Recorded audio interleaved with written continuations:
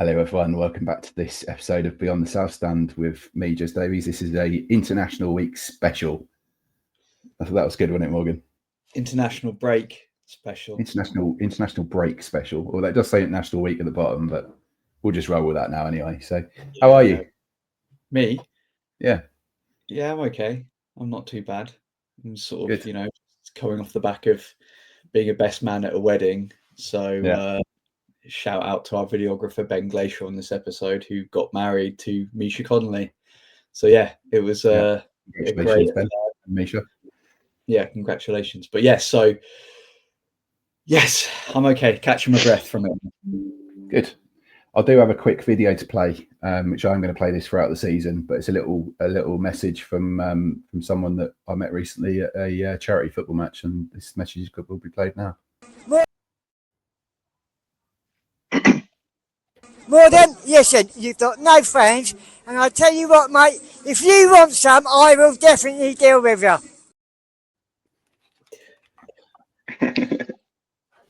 Thoughts on that? We'll wait once again. That will be played throughout the season, so don't worry about that. I am being very professional here and plugging my laptop in before it runs out of juice. So whilst I do that, perhaps you'd like to introduce our guest, Morgan, and the premise behind tonight's episode. Yeah, 100%. Really pleased to be joined by Sam and Richard from Clapton Community FC. The premise of this episode is talking about grassroots football and how important it is to just both community and like the future of football in this country as a whole. So if either of you could both introduce yourself and kind of what you do within reason and just give us a little bit of a background of why and where you're from, that would be amazing. So I'll start with you, Sam, MC Grinder, of course. Yeah, inside. Yeah, my name's Sam. I am a fan, and because I'm a fan, I'm also an owner, because we're a fan-owned club of Clapton Community Football Club, originally from Yarmouth. So I am a Norwich fan, born and bred. But yeah, Clapton is my love, and I'm a part of the community outreach committee there. It's kind of how we organise. Brilliant. Yeah, Richard, cheers. Yeah, my name's Richard. So I'm I grew up in London, but a Liverpool fan because of my old man. And as time got on and ticket prices were going up and up, and players' wages, and it becomes so difficult to get to games, I got more and more like disaffected basically with sort of Premier League and sort of professional football. And it was around the time there was quite a lot of Tory policies affecting austerity and everything, so it was making the world sort of demonstrably worse around me. And then I found this football club in East London that was affordable. I could go to every week and have a can of beer and watch it with my mates and not break the bank, and stood for kind of values that I hold dear. So even though I'm a Liverpool fan and I watch them on the TV and Champions League, and they're doing well at the moment, really on a day-to-day basis, it's Clapton Community Football Club for me. Yeah, I think it's quite interesting, Sam, because I mean, like, you're originally a Norwich fan. I'm a Norwich fan. Jez is a Norwich fan when he comes back in, if he comes back in. And Richard, obviously, you've just said there you're a Liverpool fan. There's definitely for me, somewhat of a disconnect even at like the Championship to the sort of Premier League level. And I know that recently spending has been at 300 billion with clubs over the summer that's just gone. So for me, I understand your sort of like disconnect, Richard. Like it's I mean, how does that sort of Liverpool I mean, obviously that's something you grew up with, right? With your dad, you mentioned. Yeah. Does it sort of ever die, or do you are you sort of like, is it one eye on that, or how does it work? Yeah, I mean, I watched them on TV, and one of the guys from Clapton, an Italian guy that used to come to a lot of games, he phrased it like this. He said, like, the Premier League is cinematic, and it's right. Like, it's beautiful to watch. It's fantastic, and watching Liverpool play, especially under Klopp, was just, you know, amazing. So, brilliant football, out of this world. But it's so disconnected from my reality. All these like super rich people running around in a stadium that also, you know, geographically is a long way, so it's really expensive getting there. You know, the last game I went to, they moved it from a midday kickoff to a evening kickoff, so it cost me like 500 quid extra in hotels and rooms. So I don't know, all of that stuff, and I guess money is a real big part of it. I was talking in the gym the other day, and it's the, you know, it's the close season, the transfer window, and the obsession with transfers and money and how much people are cost, and, you know, the wages. I couldn't give a shit. I genuinely, I'm sure they make up half of this stuff anyway. Like, and I'm interested. Are they good? No one says, are they good? It's like, oh yeah, well, I don't know if he's worth that. I honestly, I couldn't give two shits. Are they good? Are they fast? Could they score lots of goals? Like, come on. Yeah. I mean, I think it's a really good way of putting it. Actually, it's cinematic, because you know, when I watched England, like the highlights the other day, when England beat, when this goes out, will be you know, a few weeks ago, so beat Serbia 5-0, and I watched, and I was like, oh man, that's amazing. Like, how good is that play?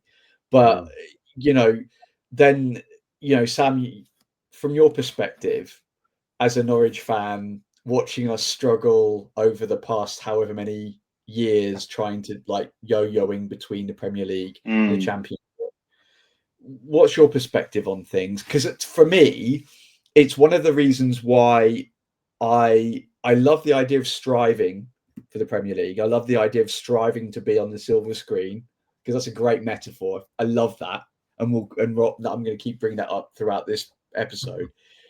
But we have been chastened so many times that you just, in my heart, I'm like, well, what's the point in a way? Like, what's the point of going up?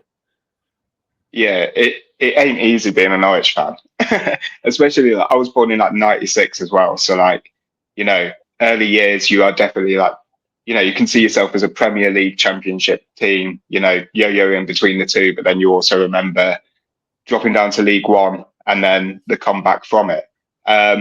So there's been definitely highs and lows of being a Norwich fan.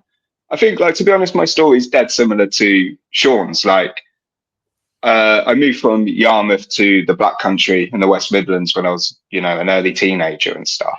So you start to become just geographically disconnected. And that's like, you know, from going to loads of games when I was a kid, you know, my granddad's a season ticket holder still to this day, to being like, okay, I'll see them when they're on the telly. So there's that disconnect already. And then, you know, when you're old enough to start being able to like go down to games, follow them away and whatever, even like trying to see him play against Wolverhampton, Walsall, Birmingham, you know, teams like that locally.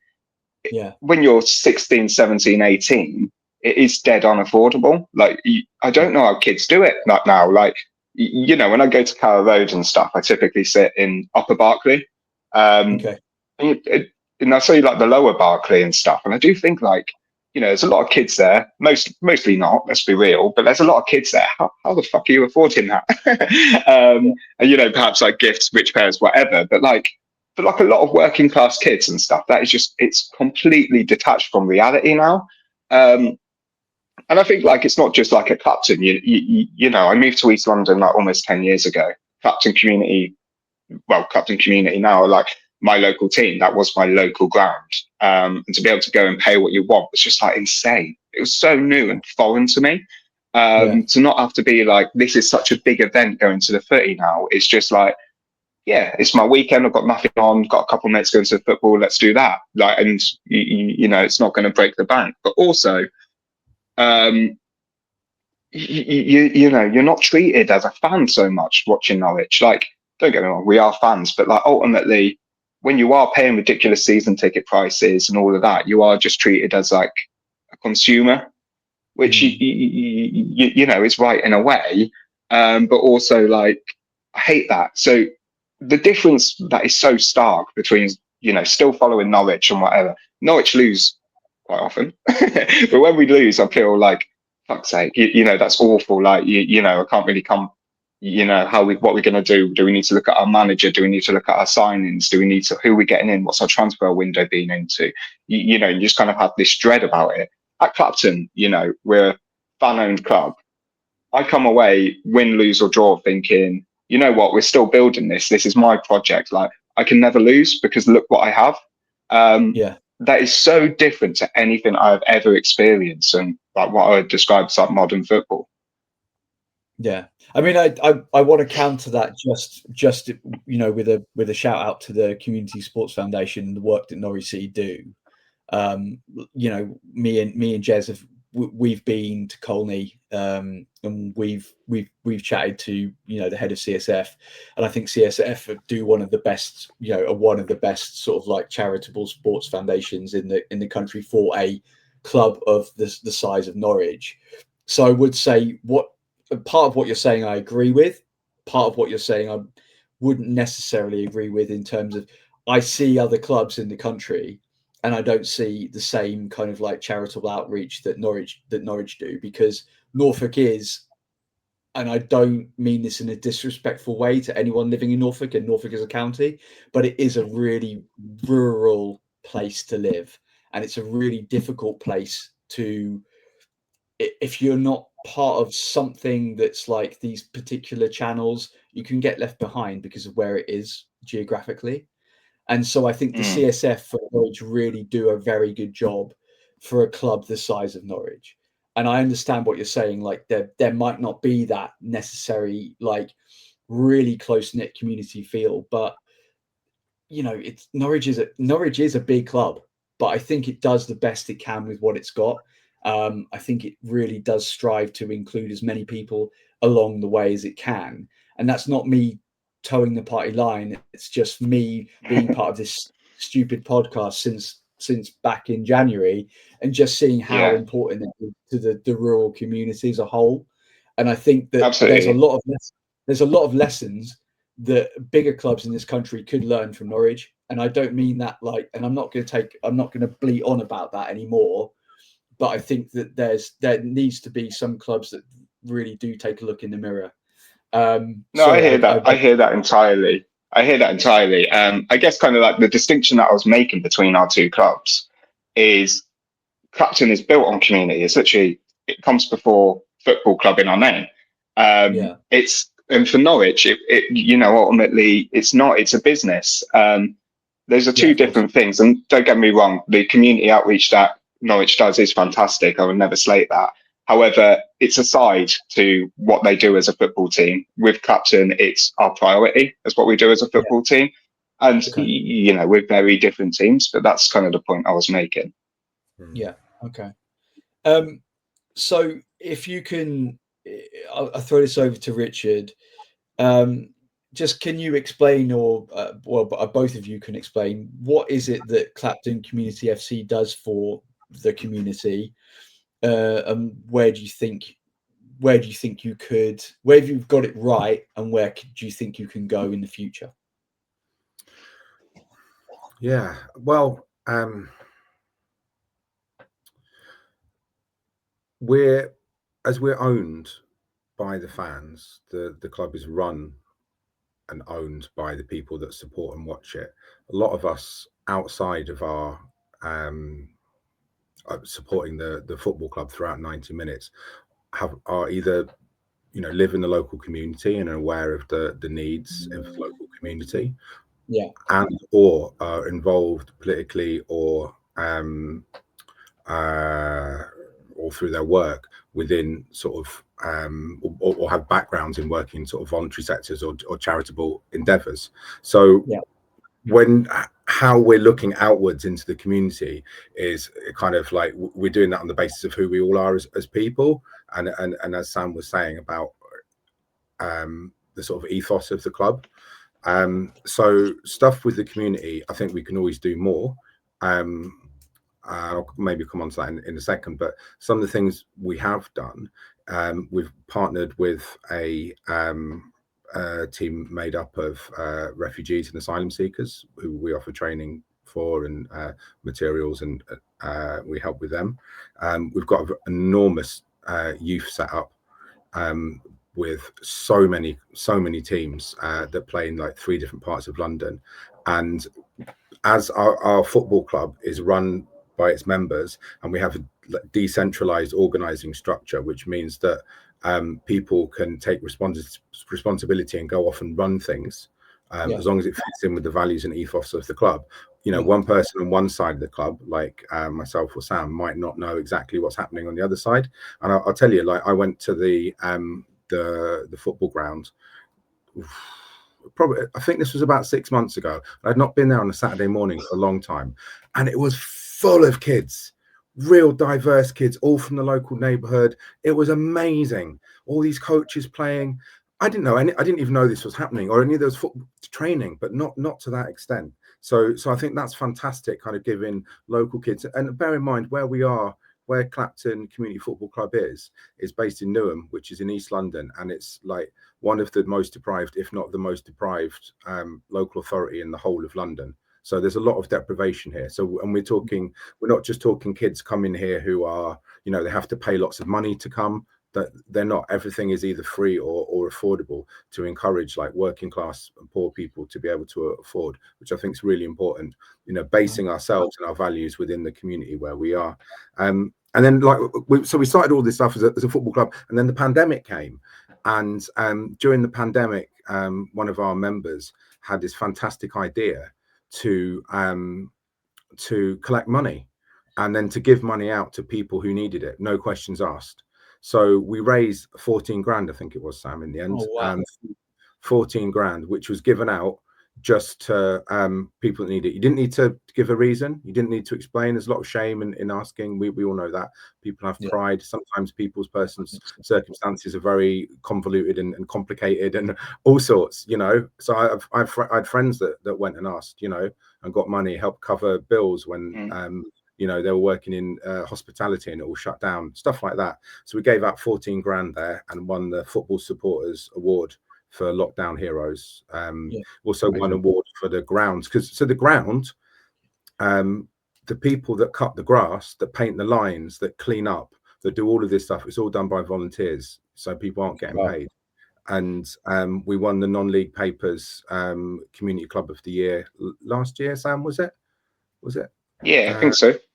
Yeah, so there's all sorts of stuff like that, and you know, we collect for food banks for every game, and we have good partnership with a local organisation called the Magpie Project, who support homeless mums in the area, and we put on gigs to raise money for them, like punk gigs, all sorts of stuff. It's been quite interesting putting on a punk gig with all this loud music and stuff, and then you have the people from supporting the homeless mums who, you know, come from a slightly different background, and they're there with their stall selling t-shirts and cakes and stuff like that, and they've got this loud shouty like music and stuff. Brilliant. That's what we want, bringing people together, you know, and it's the solidarity as much as the money, you know. So I guess that's what it is. Sam, do you have anything to add? Have I missed anything?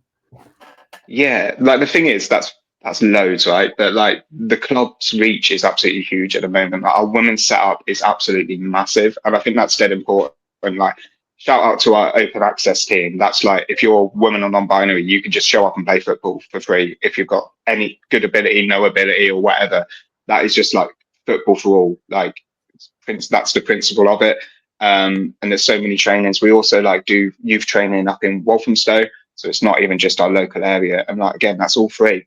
I think like one of the main things we do, you know, that kind of gets overlooked is, and I say this with like a pinch of salt really, because we're up against it with like the FA and having to follow a lot of rules, because in our division, we have to charge for tickets for people to come in, and we don't want to do that.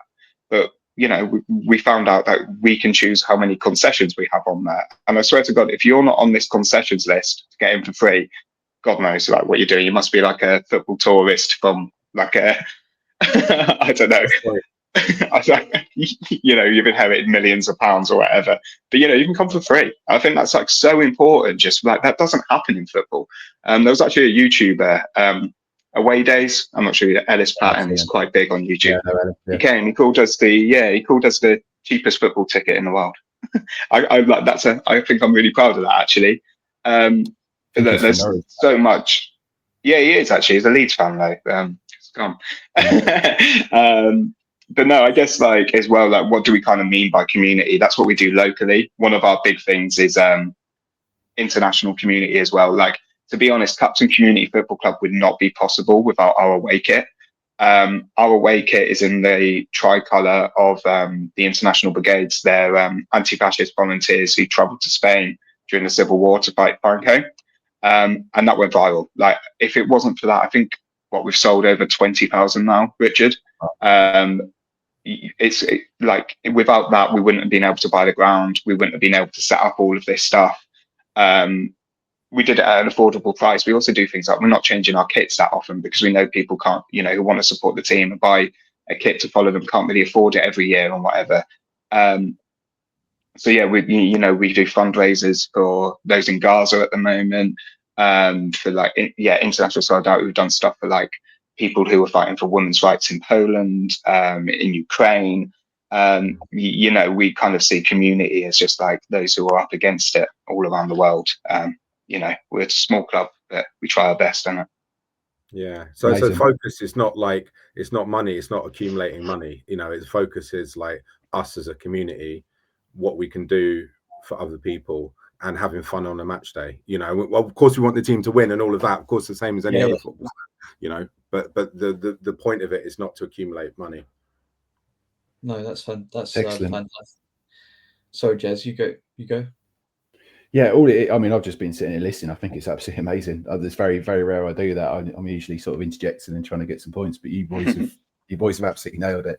I actually, in a previous life, I worked around Newham, and I echo your thoughts, Richard, on the demographic of that area. It was the Power League, which is on the bottom of the A2, I believe. Near where I live. There you go. I also worked at the Power League in Fairlop as well, which is one of your neighbouring counties. So I know of the area very well, and it sounds really amazing, the project that you're doing there. So continue. Oh, you're going to anyway, but and we don't want it to sound like, it's important, like when we're talking about this stuff, right? Because a lot of the politics stuff is quite off-putting for people, and they think, oh God, like these do-gooders, whatever. But it's loads of fun. Like our games, like if you, what you would expect on a match day, right? You'd go there, and there would be, for the women's game, we'd have probably between 200 and 600 people watching the women's football. We have drums, we have singing from start to finish. For the men's games, probably between, 300, and we've had a 1,100 on a couple of occasions. And this is like the 10th division down from the Prem. So our opposition teams bring a handful of fans that for an away game. The home game, they might have 20, 50, some of them have 100 or something. So you can see that the ideas we have, it's attractive to people. They want to do it, they want to come. There's so many people come to us who are West Ham fans, which is just up the road, and they hate the new stadium, which is awful. If anyone's been there, I've been there loads of times, terrible. And it's like more fun to come, you can pay what you want to get in, pay a £5, cheap cans, have a couple of cans, watch the game, sing from start to finish. There's no racism, there's no sexism. Everyone has a good time. Boom. It reminds me. There's no getting away from it. I mean, like you can probably tell, for all 5 of our fans that listen to this podcast, that like I grew up playing in punk rock band. I grew up in playing in a place called the Ferryboat. That's why I'm talking to Richard now. Jugs, if you ever listen to this, thank you so much. I can see this DIY ethos running throughout. It reminds me of, and Jez is going to be like, what? Well, he might know, but it reminds me of Discord Records. It reminds me of Ian Mackay, Fugazi, that sort of like ethos of just doing it yourself, getting it out there, just seeing what happens and being welcoming to everyone. Now, like what you said there about do-gooders, I don't agree with that sentiment. I just think it's about just trying to signpost shit for people. You know, this is what this whole podcast thing is all about for me and Jez, and we agreed with this like many months ago. What can we do, like to try and make a difference within the realm that we're in? Like, you know, we love Beyond the Barclay, which is the other flip side of the coin where we talk about Norwich, but we talk about other stuff. We talk about the women's game. We talk about, you know, signposting for those who talking mental health, which is a big thing. And like, it is a big thing. I myself have gone through it. We talk about, you know, we talk about cancer charities. I mean, how is that? It's not being a do-gooder. It's just about doing the right thing, which is trying to help people, right? That's the bottom line of this stuff that we're doing. And I think that it can be misrepresented as being overtly, like, I don't know, whimsical or whatever. But like, shit, man, like what we're doing is just trying to help people have a good time, right? Or get through life. Because right now or the last however many years, it's been pretty tough for a lot of folks that love football, but are on that kind of like line, which is why we're talking to you guys, because I wanted you guys on this, because I was desperate to hear what you had to say and promote what you're trying to do. It's similar to what, in a way, we're trying to do. Maybe not, maybe so, but that's what I think me and Jez really inherently care about, is just talking to fans about their lives, their journeys, and signposting and helping people. Definitely. So perhaps moving forward then. So obviously drawing comparisons to St. Pauli as a big alternative football club. Are there any other grassroots clubs? I was going to say, is there any other grassroots clubs that you could probably mention alongside Clapton Community FC? Yeah, I mean, in this country, we've got really good ties with two clubs in particular. So we've got the Eastern Cowfolk down in Bristol, and also Republica in Leeds as well. They're two clubs that have like very similar values.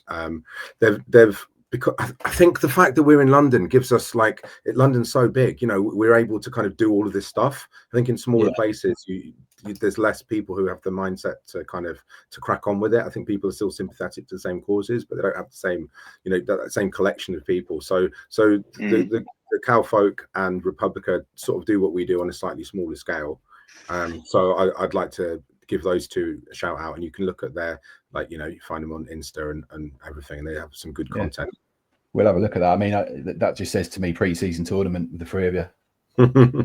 We do things like that. So last year we did something called Football for Palestine, where we played against kind of a bit of an exhibition match. We had a double header with our women's team against Cowfolk and then our men's team after, which is really funny because, like, you know, Eastern Cowfolk, they do have a couple supporters, but they don't go to every game. They'll go to the finals and stuff. Like, they are the people that own that club are the players. So it was really nice to see, you know, the Cowboys, as it were, in the scaffold, which is our stand, cheering on the women and then getting their kit on, then playing, and the women coming out and then doing the same for them. And we're all joining in on the same chants and stuff like that. And we had Republica come down earlier this summer to play in like a six-a-side tournament with us, and we had lots of fun and way too many beers after. But yeah, we really love those clubs. We're actually there's a festival coming up soon in October called the World Transformed in Manchester, where we're going to be speaking alongside those two clubs and another smaller six-a-side team called Manchester Partisan. We're going to be talking about kind of our football clubs, what we do, and kind of like our vision of football. So if you're up in Manchester, that's on a Sunday the 4th or something like that. No, not Sunday the 4th, a week after. Come down. Excellent. No, that's a good plug. Morgan, don't know if you want to. Yeah, so I mean, next question is, like, so where do you think other grassroots clubs could improve their community outreach? And equally, I mean, it's a difficult question in a way, but what could bigger clubs do to support their local grassroots community team? like I think just to start, like without the grassroots, there's no top. You know, there's a place near where Clapton play called Wanstead Flats, and that's had the likes of so many famous footballers come through it, and we've got Hackney Marshes as well. And, you know, I mean, the big names from these are just around the corner from us. Like David Beckham has played there, probably the main one. But like all these people, you know, all these footballers start somewhere. You don't start playing for Norwich, you don't start playing for Liverpool, etc. You know, if a grassroots club exists, you're doing great. You're doing great because you exist. You're taking up that space. You're offering an opportunity to someone who has a dream of being a professional footballer. I think you know, my focus here is like the Football Association, the FA, and the bigger clubs. These are the people. They should be investing more in the grassroots. We survive here because we can. There's such little green space in Newham that we can't have that many clubs. We need more funding. That's ultimately what it comes down to. Yeah, and probably that leading into that, better facilities, I guess, because as you say, we're not blessed with space. So, you know, would you accept that they should build more 11-a-side 3G pitches? They should, for me, that they should be at every single school in the country. Yeah, agreed. For that exact reason, people can go and use them. But people like yourselves, clubs like yourselves that need that support, but not just you, other clubs within other people within the community that can go down and use that facility. It should be at 95% capacity every week.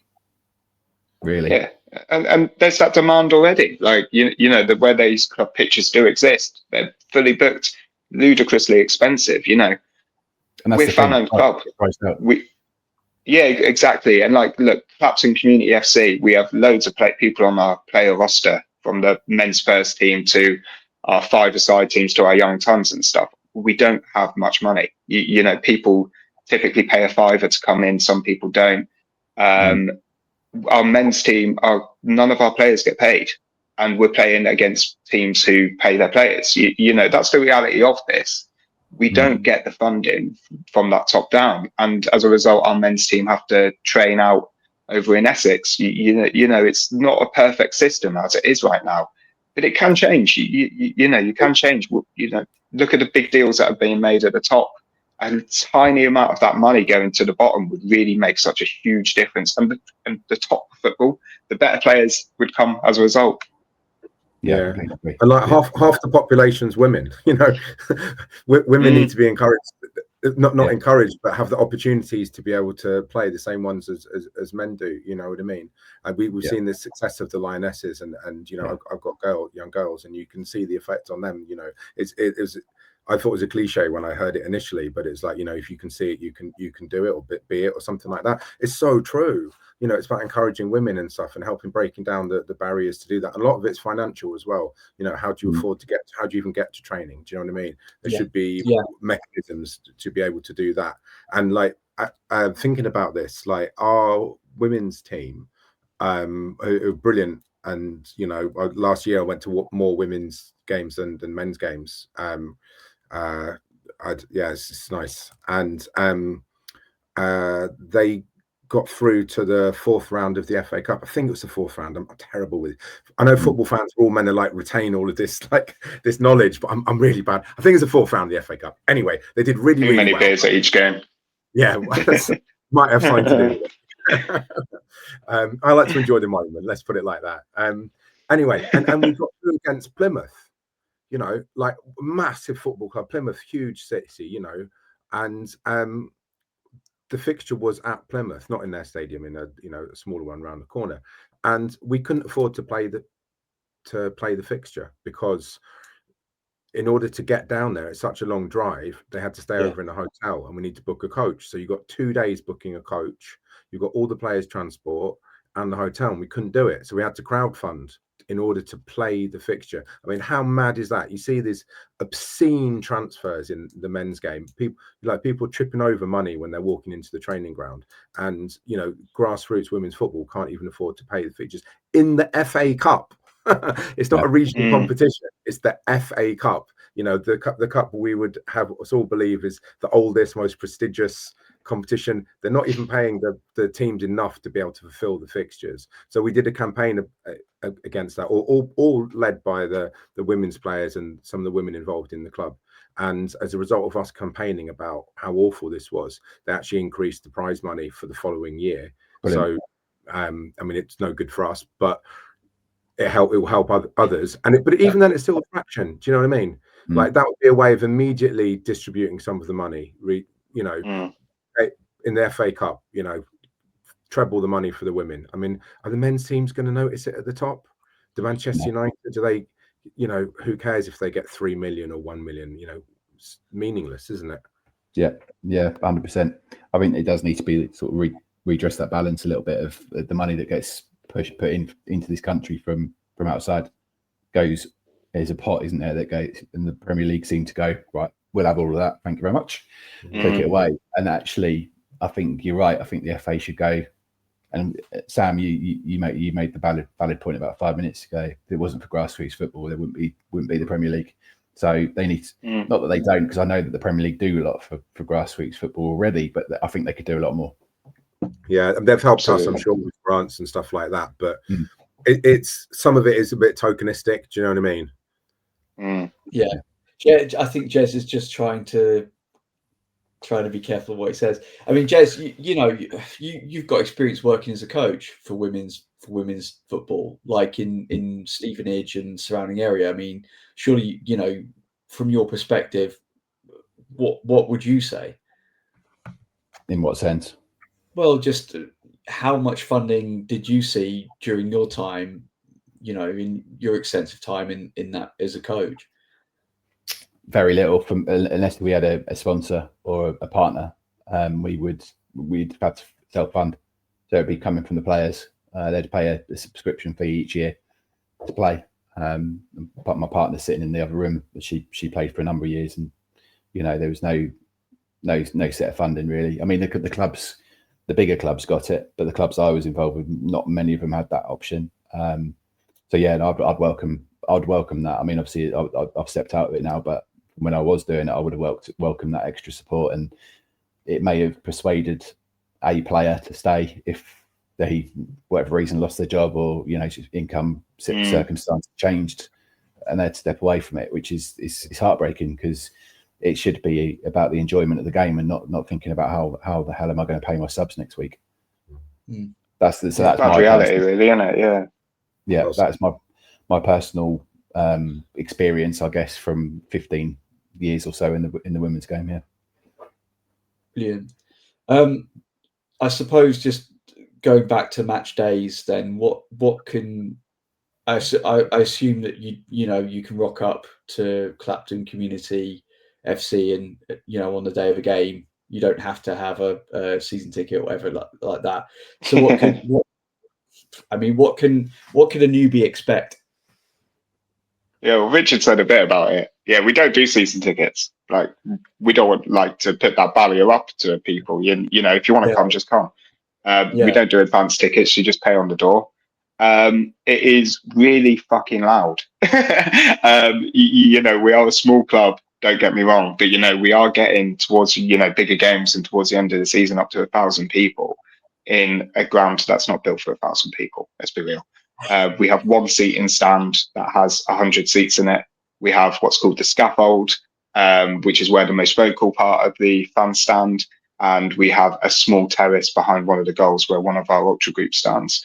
Now, yeah, you can come, you can get a beer for £2.50. Like, show me somewhere else in London that you can do that. Isn't that like a selling point enough?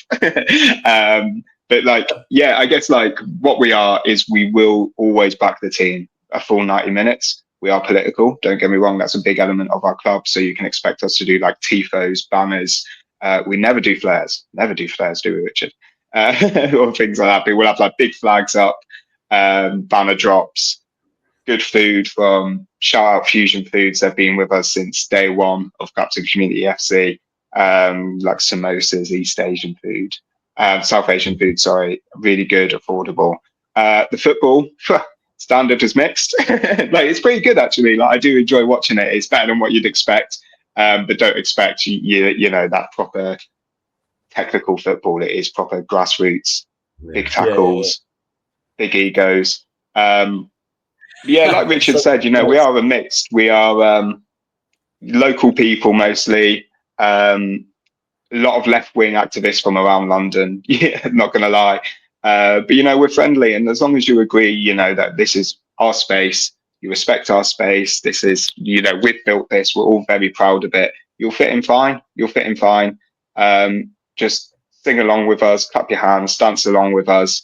Don't just come, get your camera out, be a tourist. Get involved, and you'll fit right in. So one of the things that we've done as a supporters group, and I've been coming for over 10 years.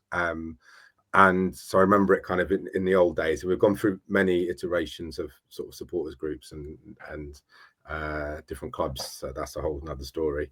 But one of the things we did early on is we had a lot of foreign people there, and a lot of foreign people who were in organized ultras or supporters groups on the continent. Right. And they would come because they would be attracted by the fact that we had our anti-fascist stance, right? So they recognize that from home.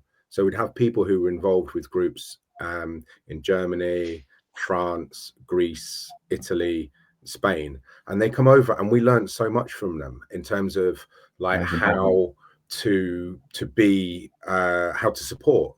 And that support isn't just your 90 minutes, you buy your pie, your shirt, your scarf, cheer if they score, slag the team off if they're bad, and then fuck off at the end and don't think about it till the next week. No, it's like you support the team for 90 minutes. So we sing from beginning to end, and we have drums. So we have like European style. We don't have capo, so nobody's like organizing it. It's kind of like done organically within the stand. Yeah. And then outside of that, we produce fanzines, we do stickers, we put gigs on, we paint banners. These are the things that we demonstrate our love for the team and the club through all of these ways. So the football, the 90 minutes of the game for the men's and the women's is like a focal point of it. But for a lot of us, that's just part of all the other things that we do. Amazing. And that's really important to get across. No, 100%. I mean, and what the expectations like for this season, and any players to look out for, and any feisty games to look forward to? I guess ultimately, who really cares? No, I obviously don't care. I want the team to do well, but it is 10th tier football. I do want us to get promoted. I do want us to, do better than what we did last season. We got to the first round of the playoffs. We do have some really good talent. Unfortunately, we have two good players who are both 18, about to leave to go to uni. Who have been absolutely fantastic. Shout out Jake Winter and Tammy. But also, we've got some of the old guard. James Briggs, Jack Francis, our keeper, fantastic. Newer player, Cam Gordon, who's really putting them up, and Fred Taylor, who just can't stop scoring. We're back in playing around Essex, East London, Cambridgeshire, places like that now. So we do have those feistier games from, those Essex boys. East London clashes, always good. It's the cups, the magic. Honestly, like the cup runs are absolutely brilliant. Like last year, the men's team won a cup, which was brilliant. I just there's happiness of watching your team win, and then there's a team when you've known the guys. You're kind of a little mates with them a little bit. You've washed the kit. You've cut the grass. You've done all this, and you've collectively got to the point where you win the cup. Unbelievable. Yeah. So the men's team won the cup, and then the women's team got through to the cup final, and it was played in Maidstone. And after we had a Palestine flag up, solidarity of Palestine during the genocide, and the stadium owners asked us to take it down, and they said because it was going to cause like a public disturbance or some nonsense like that, and the fans refused to take it down. The ref said, well, if the stadium owner is saying this, so this is more or less what's going to happen. I might not remember the exact details, but more or less they would have to play behind closed doors, and the players refused to do that. And this we had two trans players in the team as well, and this was the last game that the two trans players could play before the FA's ruling came in to bar trans from playing. And despite being 2-0 up in the final, they said, well, they won't play without the fans because we're all together. The fans are the club. And they joined us all in the terrace. You know, in our opinion, we won the game. Do you know what I mean? The stats, you know, the records might say that the game was forfeited or whatever, but we won that game, and they wouldn't play without the. We all stood together. We sung together. Then we all went down the pub and got pissed together. That's proper club. That is. And shout out to the girls teams, because the solidarity that they've shown to the trans women who play for Clapton is unbelievable. I think us as fans will soon be going down to watch our women and non-binary team, so I'm excited to see what they're doing this season, and we'll give them our full support. Shout out Egle Treze as well. Like, she's absolutely magic on the ball. It's unreal. And to be honest, I'm with Sean. I prefer some of the women's games now. It's much nice going to on a Sunday. The standard is incredible. And last season, we played teams like Brentford, and we played at the G-Tech Stadium. That's insane for us. Again, we did a big banner. Love CCFC, love Gaza. Got ripped from us, scuffles with security and whatever. We were kind of treated a bit like criminals after that. But, we made the most of us being in a Premier League stadium for the first time. And again, the women were behind us 100%, no matter what.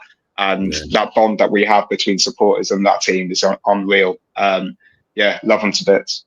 Yeah, the Brentford fans couldn't believe it, where we brought it shows even the reputation we have at this level, where they opened up their stadium for the first time for their women's team to play when we were there. And we brought 400 fans or whatever it was, sung the whole game from start to finish, you know what I mean, drunk as much of their bar dry as we possibly could. We had a great day, but it really, there was one point to take, a few points to take away, but one of them is why is Brentford's women's team in the same division as us when we have no money? We barely charge people to come in. We charge the lowest possible drinks. All our merchandise is as cheap as possible. Why is it they care so little about their women's team that they're in our division? You know what I mean? Shame on Brentford. Well, it is, and I think that shows the how embryonic the women's game is in this country, because there are teams like Brentford that looked at the Lionesses 3 or 4 years ago and went, we better have one of them. We better have a ladies. We better have a women's team in our club. And that's why, and no disrespect to your team, by the way, with what I'm about to say, but that's why you have this disparity, or this supposed disparity between the likes of Brentford and Clapton, because they'll get the funding because they're the Premier League club. So eventually there'll be a time where those clubs will, fortunately or unfortunately, whatever way you look at it, rise to the top. Yeah, and we saw. I mean, they did pump us 8-0. Yeah, we were 4-0 down in 10 minutes or something, but that doesn't matter. But it's a game, isn't it? And I think, unfortunately, there should be clubs. A lot of politics in women's football, which is probably not one for today. But I think it's they will come out in the wash. But I just it is what it is. I think you guys do an exceptional job at what you do, and the club does an exceptional job with it. So keep doing what you do. Yeah, I guess finally, before I hand you over to Morgan for the random question of the week, which is a sight to behold. They didn't expect this because we didn't tell them about it. So Richard's smiling. Is there any future events? I think you have mentioned some events already, but is there any other future events Clapton Community have planned or you'd like to plug here, or any shout outs to anyone? We last Saturday we did a football tournament. It's not answering your question directly, but we did a football tournament in London, raising money for Palestine, which had 12 different teams. We had a big after party, did all of that sort of stuff. So we've just done a huge event, and then 3 weeks before that, I put on a big punk gig with a band called The Oppressed, who Morgan might know. So that was fantastic. So I've just come off the back of 2 massive events, so I'm completely done. But Sam might have a better answer than me. Yeah, honestly, we're burnt out. And just to shout out, we did that London Solidarity Cup with lots of Celtic supporters as well. That wasn't just a Clapton thing. Crystal Palace and a couple other grassroots teams. So that was incredible. Over £4,000 raised for Laji Celtic, sports community centre in the West Bank of Palestine. yeah, me and Richard are dead burnt out after that event. It took a lot out of us. What I'd say is just like, honestly, just come to a game, check us out. Look at the cup runs, they're fantastic. Look at some fun, like, if you've got a Saturday free, you're in London, nothing to do, no money, you come to us, you'll have a good time. Oh, thank you. And no, thanks for coming on and sharing your story as well. It's been great. And yeah, it's been a real pleasure. Like, thank you so much. Definitely. Yeah. No, I appreciate you guys having us on. Cheers for it. No worries. No, right. Morgan, over to you. Right. So am I having to do the chair spin? Oh, you get on with it. You know exactly what you got to do. So it's time. It gives me a bit more, what's the word, action. Random question of the week. Quite smooth. I like that one today. I felt that was one of your better ones. Okay, so as we know, I might sign off after that chair spin. Do what you want. As you know, Clapton Community FC has a tradition of being a sort of like a punk rock DIY club.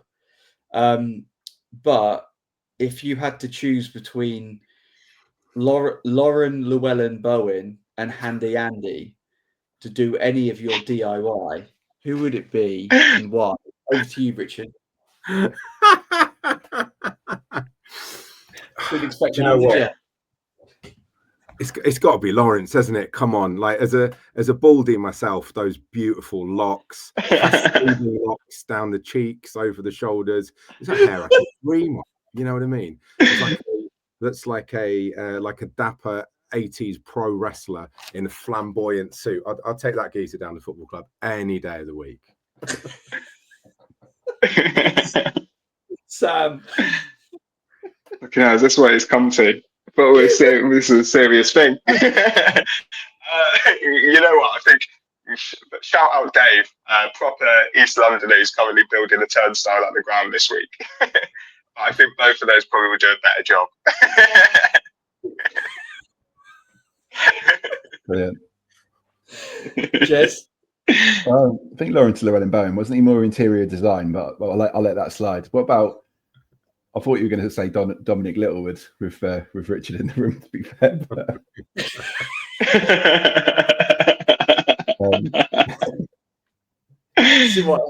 get done, get rich. Listeners on the podcast can struggle with this a little bit, aren't they? Let's be honest. But never mind. No, I think I'd go with Lawrence Llewellyn Bowen. He was a legend, wasn't he? So yeah, a fruity prince. Yeah. Yes, he was indeed. So yeah, well done, boys. Well done for passing the random question of the week. Do you give us another chair spin? Good. I've never done this before. Random question of the week. Brilliant.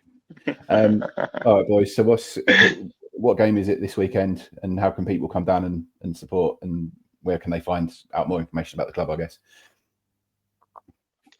Who are we playing this weekend? That's a good question. The thing is, it's always like men's and women's are both playing at home. So we've got 3 p.m. kickoff for the men's. It's in Forest Gate. Confusingly, Clapton Community Football Club is in Forest Gate. Not in Clapton in Hackney, so it's in Newham. So yeah, men's team at 3 o'clock on Saturday and women's team at home at 2 o'clock on Sunday. The men are playing against Newbury Forest and the women are playing against Hammersmith. Big ties. Great. Well, best of luck to both teams this weekend, but I think you don't really care as long as the community wins by the sounds of it. So let's probably sign off with that. So yeah, thanks, gents. So everyone else watching, please like and subscribe for more great content on our channel. You can follow us on all of the social media outlets as well. Listen to the show on what we got, Morgan, Apple, Spotify, YouTube, everything. We are also proudly supported by Master Seal and Pie Design. I've been Jez Davies.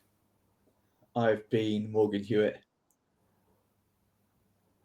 Do we have to do this as well? I don't understand the format. My name's Sam. My name's Richard Lewis, and thank you, everybody. Thanks, Jez. Thanks, Morgan. And if anyone's got to the end of our waffle, thanks for listening, and please come down and watch a game. Excellent. Thanks, everyone. Bye, everyone.